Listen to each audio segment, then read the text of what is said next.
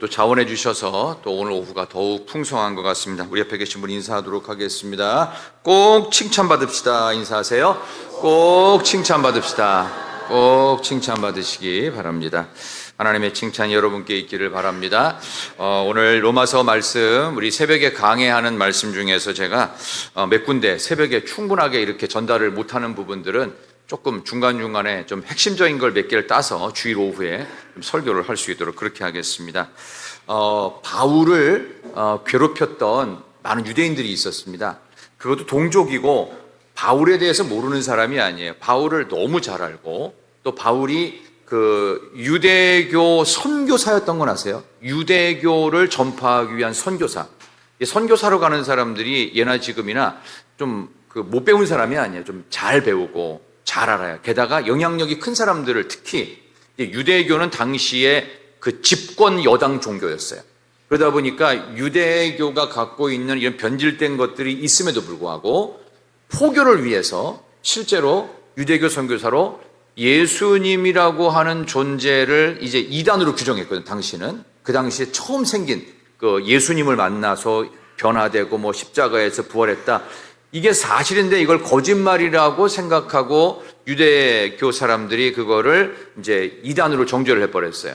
그러니까 이제 사도 바울 정도의 그 정통에서 유대교를 배우고, 바리새인 중에 바리새인이고 또 외국 나가도 통용될 만한 신분인 로마 시민권자였던 그를 일부러, 지금 다메스커스면 지금 시리아입니다. 그 이스라엘 북쪽 시리아 지경까지 가서 그쪽에서 예수 믿은 사람도 잡아오도록.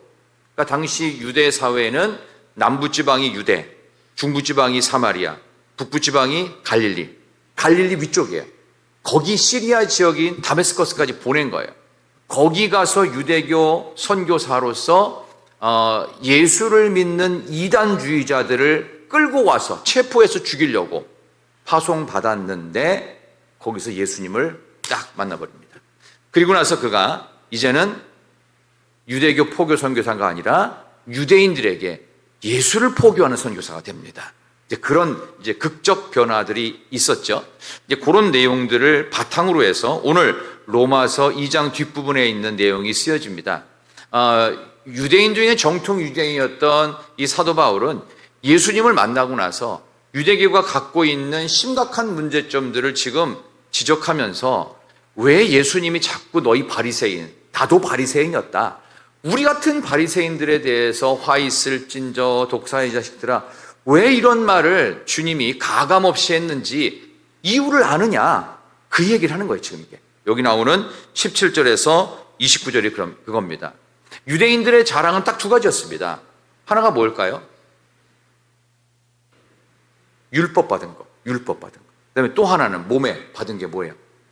할례 받은 거. 이 두 가지는 유대인의 영원한 자랑입니다.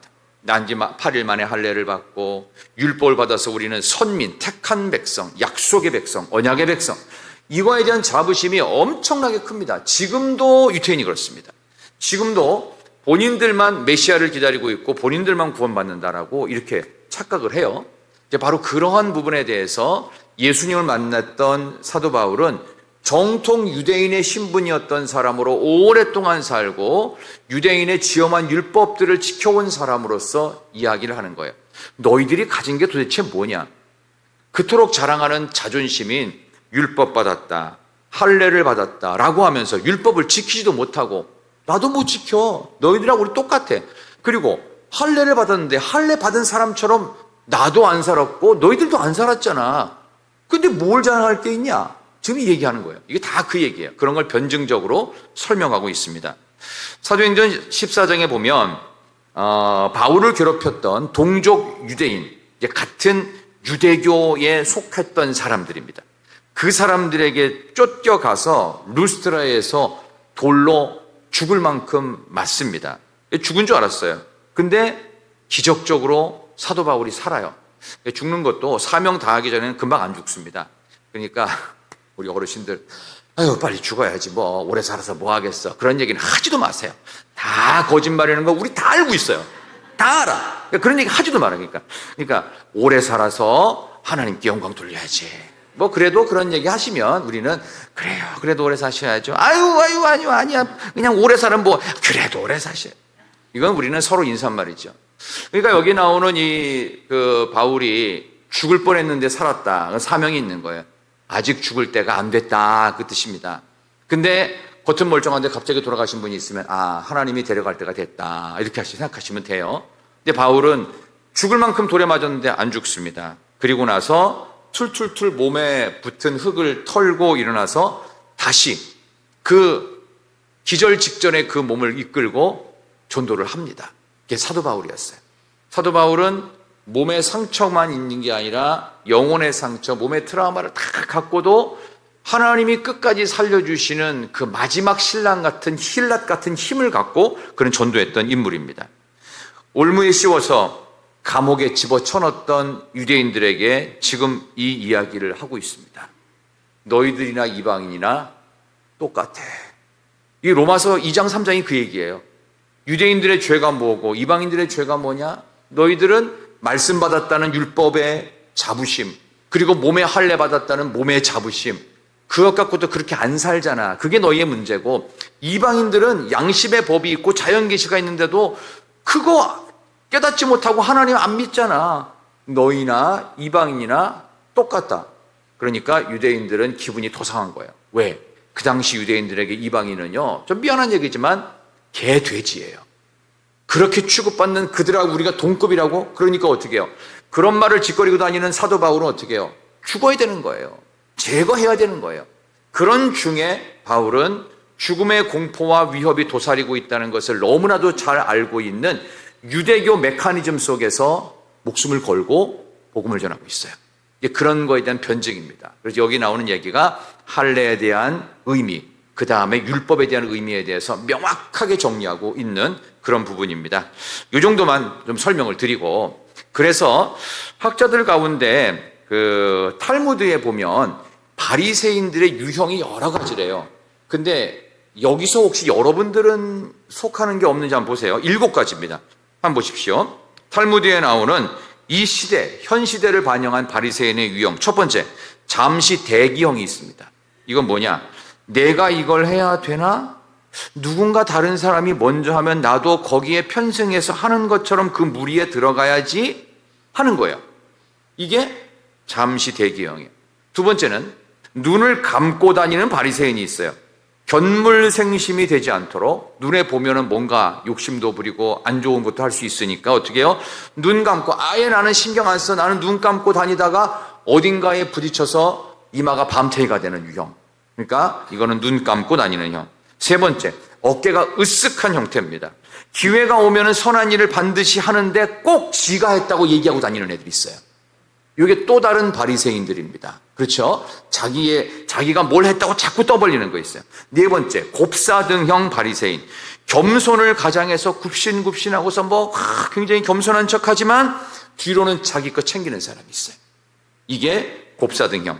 그다음에 다섯 번째는 계산형 바리새인이 있습니다. 만사가 덧셈 뺄셈이에요.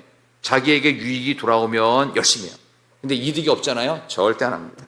그 다음에 여섯 번째는 하나님을 두려워하는 형이 있습니다. 이건 뭐냐 하면은 이런 거예요. 잘 들어보세요. 11조를 안 바치면 사업에 손해나지 않을까? 불안. 주일 안 지키면 자식들에게도 저주가 내리지 않을까? 불안. 그래서 다 해요. 다 하는데 여기까지만 해요.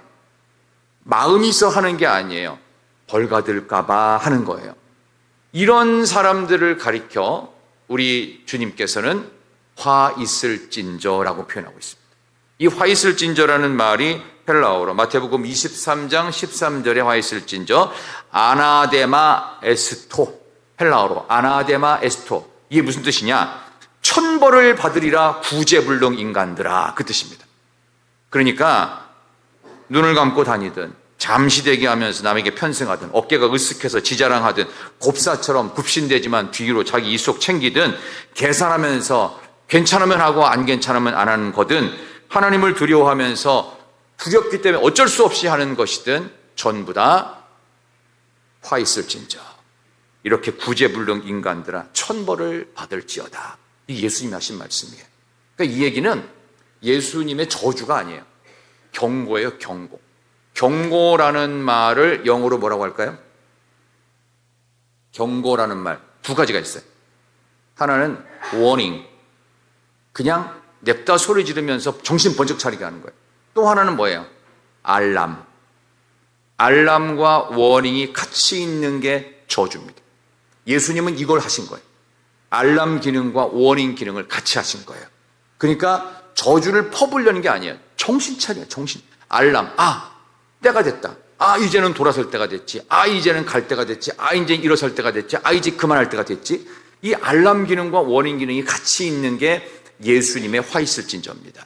그리고 마지막, 진짜 바리새인 중에 진짜 바리새인은 이겁니다. 하나님께 봉사하는 형입니다. 하나님을 진심으로 사랑하고 헌신하는 참 이스라엘이라고 탈무드에서 규정합니다. 여러분은 이 7가지 중에서 어디에 해당이 되십니까? 저도 사실 7번째는 아닌 것 같아서 참 부끄럽습니다.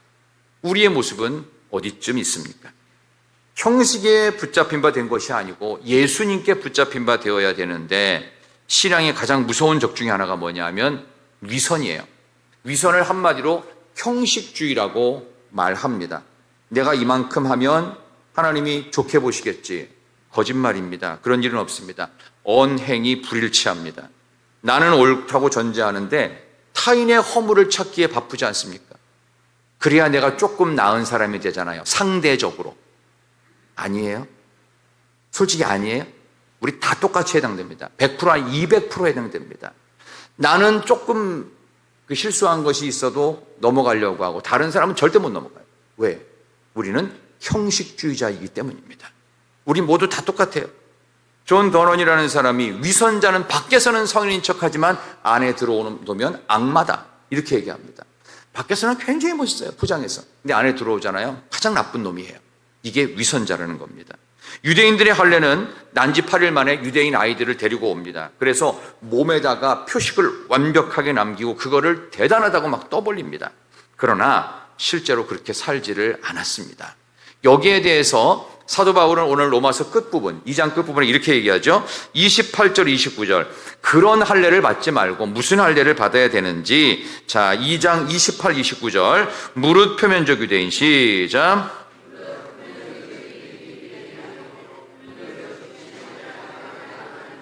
오직 이면적 유대인이 유대인이며 할례는 마음에 할지니 영에 있고 율법 조문에 있지 아니할 것이라. 그 칭찬이 사람에게서가 아니요 다만 하나님에게서니라. 아멘. 그렇죠? 표면적 유대인, 또 표면적 육신의 할례 말고 이면적 유대인, 할례는 어디다가 해요? 29절에 마음에. 우리가 몸에 무슨 표식을 남기면서 나는 절대로 맹세코 이런 거에 속해 있고 나는 절대 뭐 안 해, 뭐 이렇게 맹세하는 것보다 우리 마음으로. 그래서 마음이 돼 있으면 몸이 저절로 움직여 갑니다. 그렇죠? 마음이 있는 곳에 여러분의 모든 게 있는 거예요. 그래서 그 중에서 제일 쉬운 게 돈이에요. 물질이 있는 곳에 내 마음도 있느니라. 아멘은 별로 없어도 졸려서 아멘 하는 걸로 할게요. 여러분의 마음이 있으면 돈의 문제는 사라집니다. 근데 돈이 있어도 마음이 없으면 그 돈은 절대로 남을 위해서 한 푼도 쓰여지지 않고 지만 잘 먹고 잘 살다고 했다가 10원도 못 가져가고 천국 갈 수 있을까? 글쎄요, 물음표입니다. 우리는 이상하게도 형식주의에 매여서 애매한 인생을 많이 삽니다. 어느 목사님 신방 갔어요. 자, 졸리니까 예화 듣고 깨세요. 어느 목사님 신방 갔습니다. 근데 갔는데 가려고 간 신방은 아니었어요. 그냥 지나가다 보니까 교회 옛날 목사님들 다 그렇게 했어요. 교회 성도가 보이는 거예요. 그러니까 아유 성도님, 오늘 제가 갑자기 성도님 얼굴 보니까 떠오르는 성경 말씀이 있네요. 잠깐 집에 가서 신방합시다. 옛날에 다 그렇게 했다고요. 그렇게 신방을 했어요. 그랬더니 이 집사님이 목사님 오신다니까 또 너무 또 이게 뭐랄까 자부심이 생기는 거. 목사님이 갑자기 나에게 특별 신방 왔다. 집에 들어와서 오세요 하면서, 그러니까 갑자기 그러는 거야. 목사님이 길 가다가 성경 안 가지고 갔어요. 그랬더니 내가 너무 좋은 구절이 있으니까 집에 있는 성경책 좀 가지고 오라고. 내가 그거 읽고 이 말씀으로 오늘 예배를 드리겠다고. 보통 한 10분 이내로 예배 드리고 보통 가시거든요. 그랬더니 이제 이 집사님이 안 되겠다. 내가 얼마나 신앙생활 잘하고 성경을 꾸준하게 읽고 있는지를 좀 보여드려야 되겠다. 이런 생각이 들어가지고 갑자기 큰 목소리로 자기 아이를 부른 거예요. 얘야, 그 엄마가 늘 보던 가장 좋아하고 사랑하는 그 책 있지? 그거 좀 가져와. 엄마가 너무너무 사랑하고 너무너무 좋아하는 그 책 있잖아. 매일 읽는 그 책 꼭 가져와. 하면서 목소리를 이런 토르로 이렇게 얘기했어요. 약간 가증스럽긴 한데 그렇게 얘기를 했어요. 평상시에는 야, 너 뭐야? 뭐 이렇게 했던 아줌마가 그래가지고 이 아들이 냉큼 갖고 왔어요. 알았어 엄마 해가지고 가져왔습니다. 성경책 갖고 왔을까요? 아니에요. 뭘 갖고 왔을까요? 백화점 안내 책자를 갖고 왔어요. 하루 종일 백화점 안내 지금은 스마트폰에 있지만 옛날에는 막 이따만큼 두꺼운 거 와요. 롯데백화점, 현대백화점, 무슨 백화점 하루 종일 소파에 넣어서 막 이렇게 그거를 딱 가지고 온 거예요. 그러니까 이제 목사님도 집사님도 어쨌든 예배를 잘 드리고 가셨답니다. 이게 형식주의입니다. 웃었지만 우리의 이야기가 되게 될 수 있겠죠. 그렇죠? 신앙의 타락은 규범과 형태 가운데 여러분들을 가두고 나는 이걸 하고 있어 면 다 된다. 이러한 형식주의의 바운더리 안에 우리를 가두실 필요 없어요. 하나님은 오히려 자유롭게 역사하시는 분이십니다. 우리가 어디 가서 누구와 무슨 얘기를 하든지 음료수 한 잔을 마시더라도 그 가운데 주님이 계십니다. 그러니까 그분이 기뻐하실 만한 삶을 살아내는 게 진짜인데 나는 뭐 했어? 뭐가 있어? 뭘 하고 있어? 유대인들은 나는 율법 받았어. 나는 할례를 받았어. 나는 행위가 어떻고 그래. 나는 그래서 문제 없어. 그래서 그러지 못한 사람들을 다 정죄를 해요. 너는 나보다 못하잖아. 나만큼은 해야지. 나 정도는 해야지. 이 정도는 돼야 하나님께 사랑을 받지. 그 칭찬 받겠어? 벌 받지? 이런 식의 얘기를 하지 말라는 겁니다. 이거 부끄러운 얘기라는 거예요. 왜 그런 얘기 하고 다니냐? 그게 아니다. 진짜 할례는 마음에 해라. 마음에. 보이는 거 하지 말고 안 보이지만 하나님께 칭찬이 있는 거 해라. 그러니까 칭찬 받으려면요 겉으로 티 안 납니다. 근데 이 칭찬은 놀랍습니다. 여기 나오는 29절, 이거 제가 굉장히 좋아하는 구절인데 한 번만 더 읽읍시다. 이걸 제가 왜 좋아하는지 설명 좀 드릴게요. 오직 이면적. 시작. 할례는 마음에 할지니 영에 있고 율법 조문에 있지 아니한 것이라. 그 칭찬이 사람에게서가 아니요 다만 하나님에게서니라. 아멘. 그 칭찬이 하나님으로부터 온대요.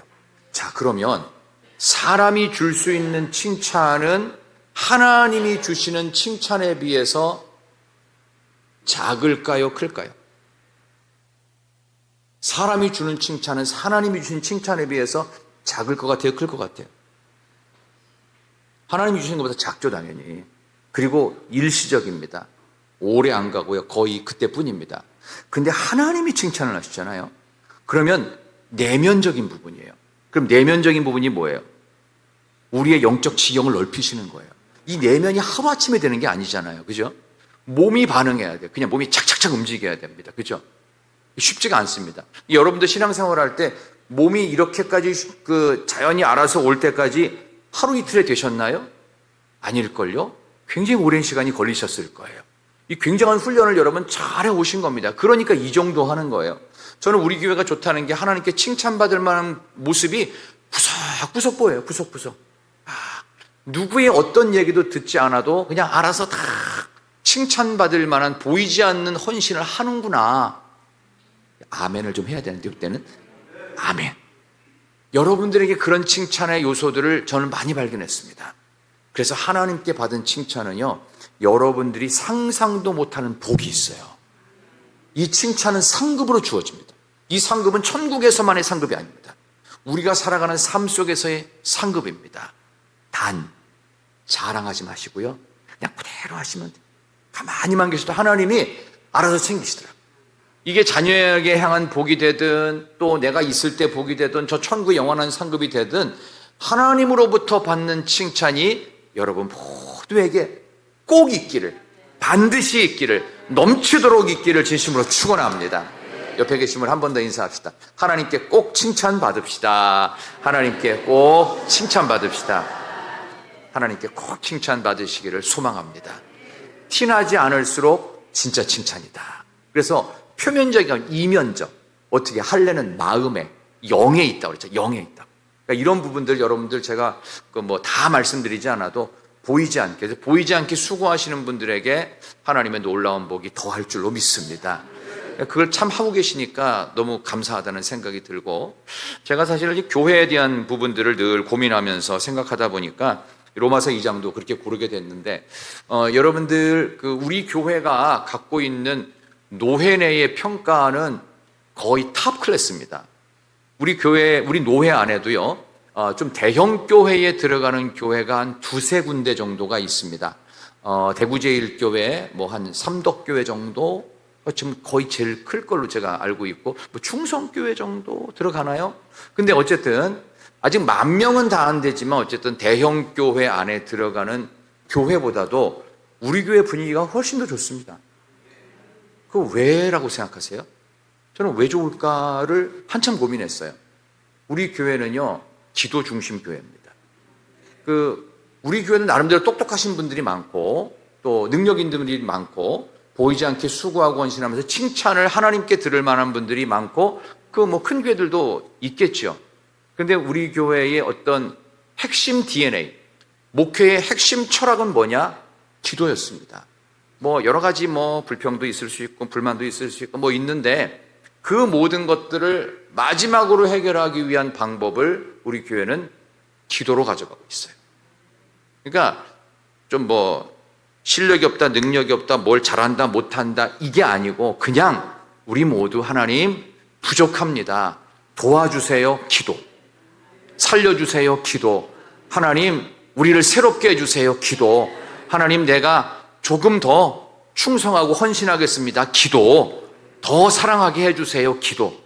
이 모습이 있어서 참 저는 감사할 때가 너무 많습니다. 그러니까 우리 교회가 우리 노예 안에서 그만큼 좋은 소문이 많이 난 교회. 근데 우리는 별로 이렇게 홍보를 잘 안 하잖아요. 그래서 제가 봐서 그냥 유튜브하고 지금 인스타 정도만 하고 있는데, 어쨌든 하나님께서 우리 교회가 참 괜찮은 교회라는 사실에 대해서 여러분께 다시 한번 공식 광고를 드리는 겁니다. 진짜 괜찮은 교회입니다. 저는 이제 예전에 목회를 할 때 이상한 교회를 너무 많이 봤어요. 너무 많이 봤어요. 제가 서울에 있었던 그 노회는 전국구 시차를 갖고 있었습니다. 서울부터 시작해서 충청도, 경기도, 충청도, 전라남도까지. 그래서 나로호까지 제가 가봤어요. 시찰회를 한다고. 그 정도로 바운더리가 넓어요. 교회 숫자는 50개도 안 돼요. 근데 그만큼 커요. 근데 교세가 얼마나 좋아하세요? 한 시찰 교세가, 우리 같은 경우는 이제 2시찰이거든요. 8개 시찰 중에서. 우리는 그렇게 많지 않습니다. 1,000명도 안 됩니다. 근데 제가 서울에 있었던 그 시찰 하나가 8만 명이에요. 왜 8만 명인 줄 아세요? 거기 온누리교회가 있어요. 온누리교회가 7만 명이 넘어요. 7만 8천 명인가 그 정도 돼요. 그러니까 7만 8천 명 밑으로 다 하향 평준화예요. 500에서 700 이상 넘는 교회가 없어요. 다 이렇게 메가처치가 있고요. 다 소형교회 이렇게 갑니다. 그러니까 그런 구조를 갖고 있었어요. 그건 옛날 얘기긴 하지만, 근데 그런 데서 이제 있다 보니까 온누리교회 같은 경우는 부목사님이 약 한 300명이 넘습니다. 장로님도 시무장로님만 100몇 명이 되고요. 사역장로님 포함해서 한 350명쯤 돼요. 또 온누리교회가 갖고 있는 인프라 중에서 가장 강력한 게 뭐냐 하면은 이 학원 인프라가 있어요. 어느 지역 캠퍼스 전국의 캠퍼스이고 제주도까지 온누리교회가 있습니다. 어쨌든 그런 구조인데도 불구하고 제가 느꼈던 그 안타까움은 뭐냐 하면 각 인프라별로 보이지 않는 알력이 있어요. 알력. 그래서 하용조 목사님 돌아가실 때 후임자 세울 때 무지 힘들었습니다. 근데 한 방에 해결이 끝났어요. 그러니까 이재훈 목사님이 이제 저랑 나이가 동갑인데요. 그 후임자로 오신 분이. 근데 그분이 어떻게 그 후임자가 됐느냐? 놀라운 비밀이 숨겨져 있습니다. 거기에는 유명한 목사님이 있었어요. 한홍 목사부터 시작해가지고 그 온누리교회 그 수석 그 부목사들이 많았어요. 아주 내노라 하는, 거기 무슨 목사도 있었고, 어쨌든 많습니다.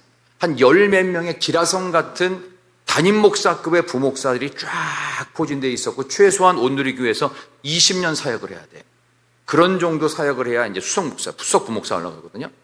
자, 그랬는데 그 안에서 그 온누리의 그 DNA를 이어갈 만한 좋은 이제 그 후임자를 물색을 하다 안 됐는데 어쨌든 온누리 출신이에요. 근데 국내에 없었어요.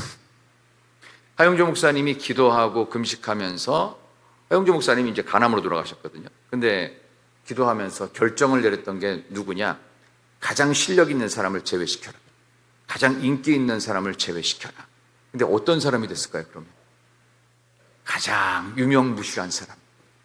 별 볼 일 없, 실력도 별로고, 학벌도 별로고, 근데 교인들하고 좀 잘 지내는 사람. 그게 이재원 목사였어요. 이재원 목사가 나이도 젊은 때 됐거든요. 근데 이재원 목사님이 거기를 딱 맡아서 하니까 아무 문제가 없습니다. 왜 그런 줄 아세요? 이렇게 하면 이렇게 휘둘리고 저렇게 하면 저렇게 휘둘리고 또 저렇게 하면 또 이쪽으로 휘둘리고 갈 때 같아 갈 때 왔다 갔다 하는데 항상 그 자리에 있는. 대나무가 어떻게 해요? 비바람에 휘둘려도 안 뽑힙니다. 대나무는 휘청휘청하다가 비바람 그치면 그냥 가만히 그 자리에 있는 거예요. 그런 사람이 됐어요. 설교를 탁월하게 잘하는 것도 아닙니다. 행정을 우수하게 하는 것도 아닙니다. 그렇다고 해가지고 뭐 특출난 실력이나 프로그램을 잘하는 것도 아니에요. 그냥 웬만큼 그냥 비슷하게 한 중간쯤 하는 거예요. 근데 성품이 좋은 거예요. 이렇게 하면 그렇습니까? 이렇게 하면 그러세요? 끝이에요. 어떻게 하는 게 없었어요. 근데 교회가 안정돼 있어요. 그건 뭘까요? 하나님이 일부러 그 사람을 뽑으신 것 같다. 모든 교인들의 7만여 교인들의 결론이었어요. 처음에는 뽑히고 나니까 말이 많았어요. 그래서 그런 메가처치에 몇만 명대 되는 교회 후임자를 들어가면 저도 약간 부럽긴 했는데 그때 그런 느낌이 있어서 어떻게 새로운 목사님 잘하냐고 거기 이제 부목사들 제가 좀 아는 사람이 있어 잘하냐니까 글쎄요 뭐 좋은 건지 나쁜 건지 모르겠는데요. 우리 모두 한마디로 축하한다는 말은 아무도 안 했습니다. 그러는 거예요. 왜 축하한다는 말을 안 했을까요? 아니 그 정도는 할 수 있지 않냐고 하니까 그게 아니고요. 온누리교회 들어오면요 단 하루도 한순간도 쉬는 날은 없습니다. 월요일도 어디 우간다 같은데 선교지 가서 설교하고 오면 수요일 오후쯤 됩니다. 그럼 바로 수요 설교해야 됩니다. 축하한다는 말을 못합니다. 그래서 온누리교회 사역하시는 분들은 간 검사를 매달마다 합니다. 그 정도로 사역이 힘들어요. 그러니까 매일매일 엄청난 사역들이 돌아가는 거예요. 월요일날 구국기도회부터 시작해가지고 뭐 엄청난 세미나 프로그램들이 막 어마어마하게 많습니다. 그러니까 프로그램이 100몇 가지가 돼요. 근데 그거를 다 관할해야 돼요. 다 간섭하고 개입해야 됩니다. 그러니까 이재원 목사님 담임됐을 때 아무도 축하한다는 말을 안 하고 되셨군요, 수고하십시오. 왜? 어떻게 보면은 너무 힘든 길에 들어가 있는 거예요. 이 메가처치의 후임자로 들어간 분들이 결코 쉽지 않습니다. 그것도 온누리 교회는 가장 건강한 교회로서의 메가처치입니다. 하용조 목사님이 사실은 그 지나가는 얘기고 좀 오후 시간이니까 잠 깨우려고 얘기하는 겁니다. 지금 잠 깨우려고 죄송한 표현이지만 하용조 목사님을 당시 시무 시절에 연동교회 이성희 목사님이 총회장 했던 때입니다. 그때 그랬어요. 총회장 이성희 목사님하고 동기예요. 그랬어요. 하 목사님은 내 친구고 내 동기인데 목사님은 신학이 없습니다. 목사님이 추구하는 신학이 뭡니까? 도대체 목회 방향성이 뭡니까? 그냥 좋은 거 있다면 다 갖다가 하고 그냥 괜찮다고 하면 교단과 상관없이 아무나 갖다 쓰는데 도대체 목사님이 추구하는 신학이 뭐냐? 동기들한테 비난을 받았습니다. 그리고 어떤 얘기까지 들었냐 하면은 목사님, 그 교회 교인들이에요. 목사님 왜 이렇게 또라이 같은 발상을 하세요? CGN TV가 있잖아요. 방송국. 원래 방송국으로 할 만한 돈이 없었어요. 근데도 불구하고 오지에 있는 선교사들을 위해서 방송 선교 이상은 없다는 거예요. 갈 수가 없으니까. 그럼 어떻게 해요? 방송 네트워크와 안테나만 설치해주면 되는 거예요. 그러면서 교회를 만들어 갈 때 그냥 벌린 거예요. 그 뒷감당은 하나님이 하시겠지. 이렇게 간 거예요, 교회가. 근데 하나님이 하게 하시더라. 그 이유가 뭐였을까? 어느 형식과 틀에 매이지 않았어요. 하나님이 자유롭게. 하나님께 자유라는 표현은 불경하지만 하나님이 마음껏 하나님께서 모든 걸 역사하실 수 있도록 그냥 내버려 둔 거예요.